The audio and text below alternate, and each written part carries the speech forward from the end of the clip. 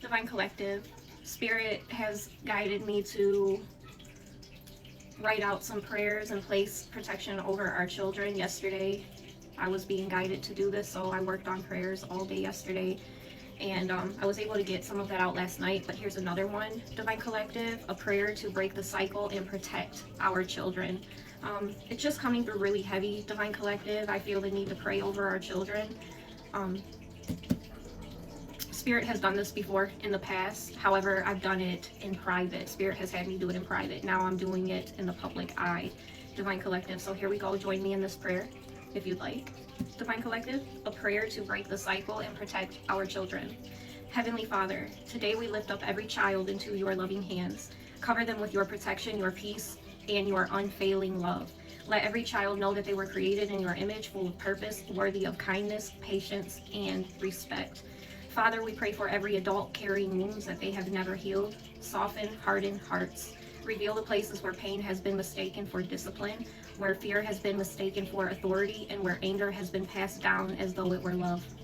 Lord, expose every unhealthy pattern that has traveled through generations. Give people the courage to say, "It ends with me." May they choose healing over harm, wisdom over impulse, and compassion over control. Your word reminds us to be slow to anger and rich in mercy. When frustration rises, replace it with patience. When old memories are triggered, bring healing instead of reaction. Teach us that true strength is found in gentleness, self-control, and love. Protect every child living in fear today. Surround them with safe people who will listen, believe them, and care for them. Raise up teachers, family members, neighbors, mentors, and communities that will stand as protectors for those who cannot yet protect themselves. Lord, help us remember that children are not our possessions. They are lives entrusted to our care. They are learning who they are by the way we speak to them, the way we comfort them, the way we correct them, and the way we love them.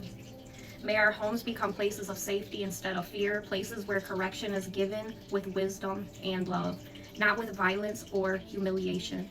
Let every parent and caregiver understand that every moment is an opportunity to build a child's confidence rather than break their spirit. Break every cycle of abuse, break every cycle of rage, break every cycle of emotional neglect, break every cycle that says, "I turned out fine, so they'll be fine too."